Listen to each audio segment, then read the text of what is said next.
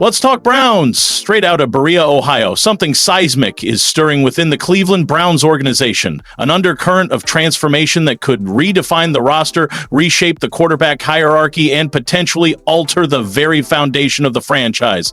Imagine waking up as a diehard Browns fan and being blindsided by headlines, not about marginal adjustments or routine offseason moves, but about a potential bombshell trade that could send ripples across the entire NFL. Yes, it's happening right now. Reports out of Berea suggest that the Browns front office is actively engaged in conversations that could culminate in a blockbuster quarterback deal.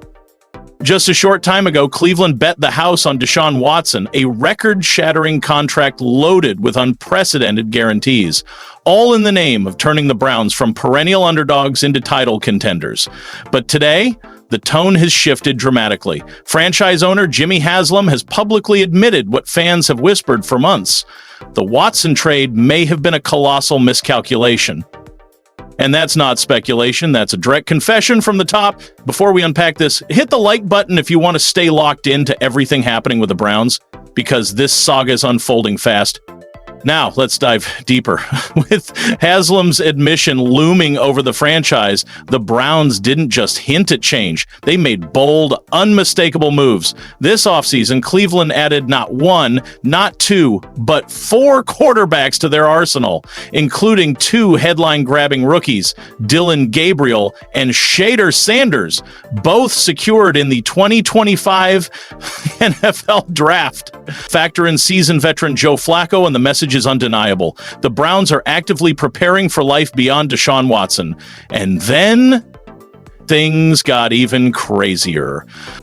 According to ESPN Cleveland's Tony Rizzo, speaking on The Really Big Show, the Browns are being strongly encouraged to explore a trade for Watson. Let that sink in. The front office is being advised to part ways with the quarterback they once mortgaged their future to acquire. Rizzo didn't mince words. He said, "I think it would be in everyone's best interest, the Browns and Deshaun Watson's, for him to move on. Get him out of that locker room. I believe his career is over in Cleveland, but not over in the NFL."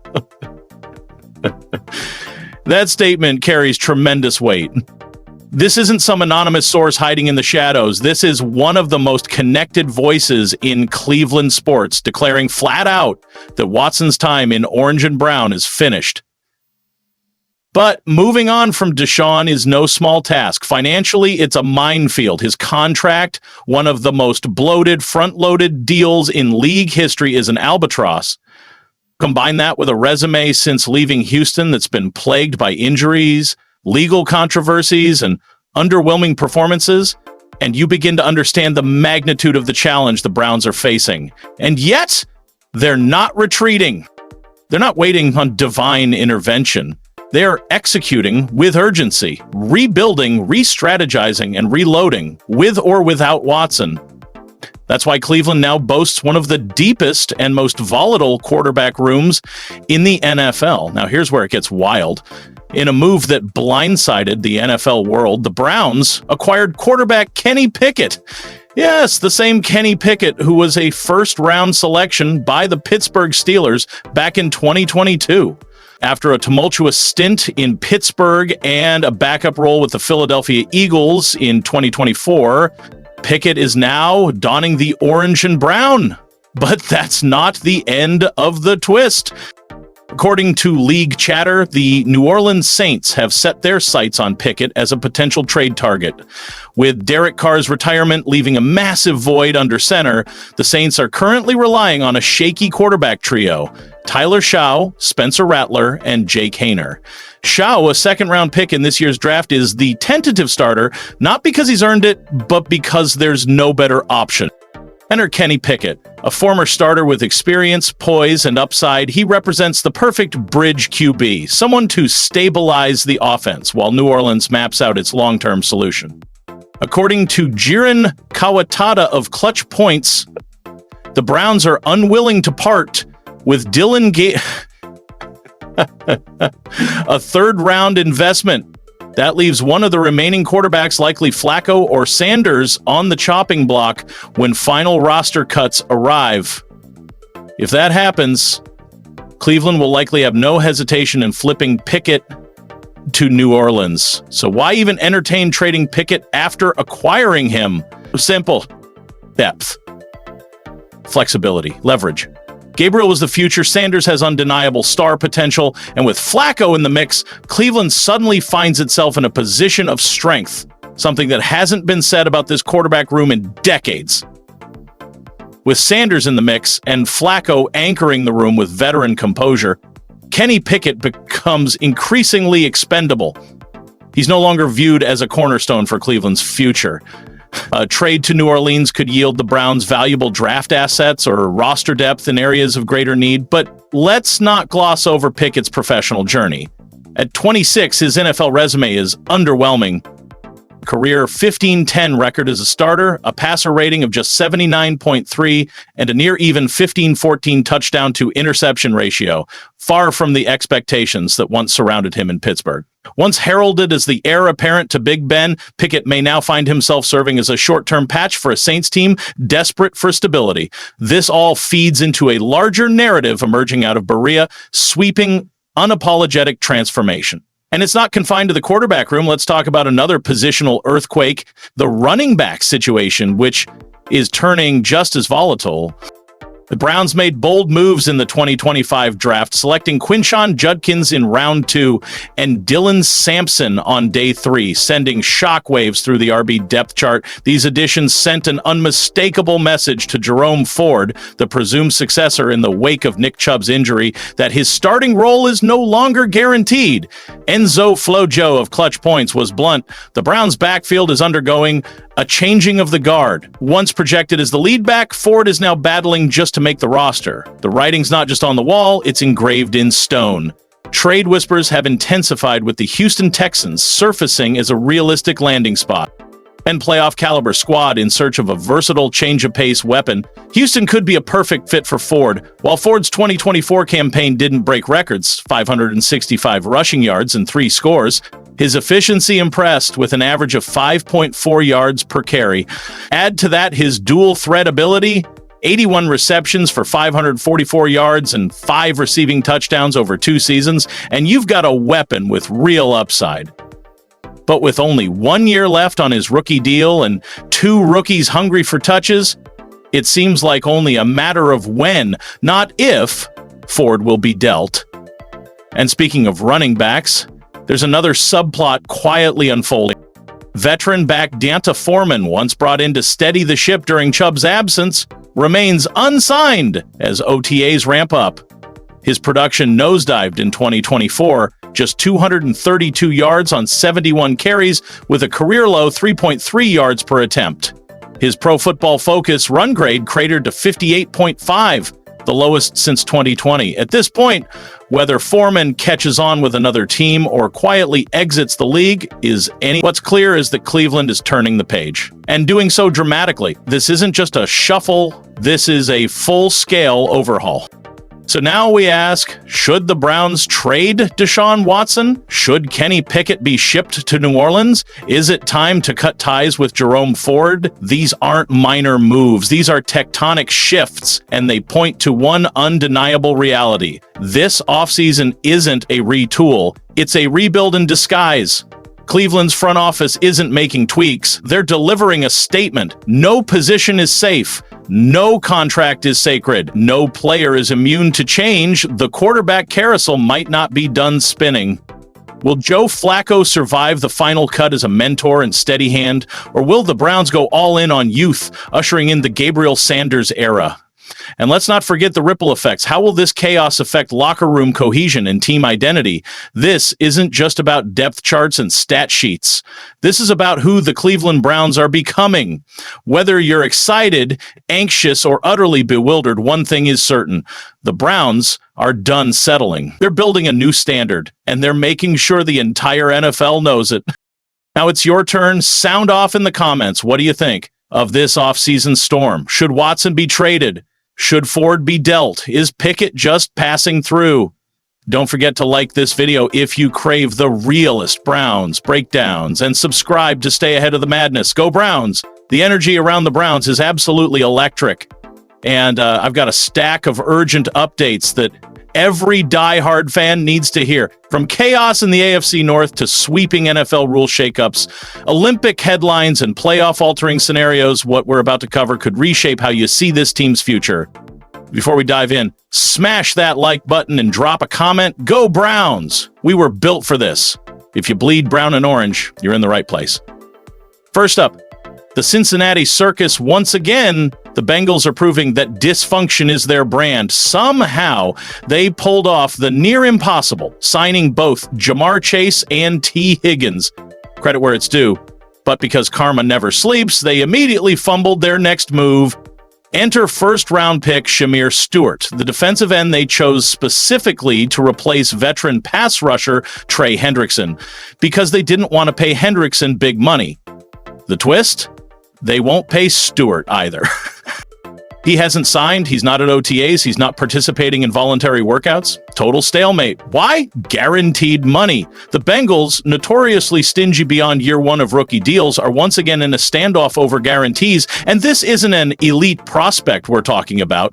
Stewart posted 3 straight seasons of 1.5 sacks, yet they spent a first-round pick on him, and now they're stuck between paying a declining vet and stiff-arming the rookie who was supposed to replace him. This is classic Cincinnati.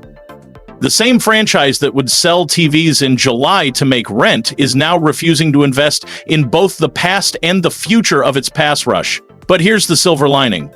This chaos directly benefits the Browns. If Hendrickson is disgruntled and Stewart's a no-show, the Bengals' pass rush collapses. That gives Deshaun Watson more breathing room in the pocket and tilts those crucial AFC North matchups in Cleveland's favor. That's not a hot take. It's a fact unfolding in real time. Now let's talk NFL politics, the tush-push debate. For weeks, it looked like the NFL was going to outlaw the Eagles' infamous QB sneak, the tush-push. Even the top insiders said the ban was inevitable. But when it came time to vote, it failed. And get this, the Browns were one of just 10 teams that voted to keep it legal. While 22 franchises wanted it erased, Cleveland said loud and clear, no, we play real football. That decision tells you everything about the Browns front office. They believe in trench warfare. They believe in toughness. And they're not here to play flag football, disguised as the NFL. But let's also call out the absurdity of the league's handling of the debate. At one point, they tried to push the vote through without actually voting, even banning Jason Kelce from the meeting for being too intimidating. What is this, a Sith council? But common sense won. The play stays. And the Browns, by backing it, sent a clear message. This is a franchise built on grit, not gimmicks. And finally, the plot twist no one saw coming. Flag football is officially coming to the 2028 Olympics in Los Angeles. Yes, that's real. And before you roll your eyes, don't dismiss it. Because NFL players could suit up for Team USA. Think about that. Browns players potentially repping the U.S. on the world stage in an Olympic gold medal game. Here's the breakdown. 5-on-5 format, 10-player rosters, field size 70x 25 yards, 2 20-minute halves, 4 downs to midfield, then 4 more to score. And yes, no helmets, no pads, but still pure football. This is happening, and you better believe it's going to draw elite talent and massive global attention. Let's talk red zone execution. Inside the 5-yard line, it's all about burst, agility, and hands. And let me tell you, the Browns have 3 players tailor-made for Olympic-style flag football. Jerry Jeudy, absolutely built for it. Flag isn't about bulldozing defenders, it's about shiftiness, razor-sharp cuts, and making people miss an open space. Jeudy does that without breaking a sweat. Denzel Ward, he's a lockdown defender in the NFL. Imagine him in a flag setting with elite footwork and closing speed. He could erase opposing wideouts before they even turned upfield. And then there's Myles Garrett. Now, I know his brand is brute force and trench domination. But let's be real. If Superman wanted to learn flag football, you'd bet on him figuring it out. That said, flag tends to favor leaner, high-motor athletes like Michael Parsons or Nolan Smith, guys who can thrive in space and still get downhill, which brings us to the wild card. Who quarterbacks Team USA? You could go with Lamar Jackson, speed, improvisation, and highlight reel movement. But 3 years from now, Jaden Daniels might be the one. One thing's for sure, with Olympic flag football on the horizon in 2028, Browns fans have a legitimate shot at seeing their players repping red, white, and blue on top of brown and orange.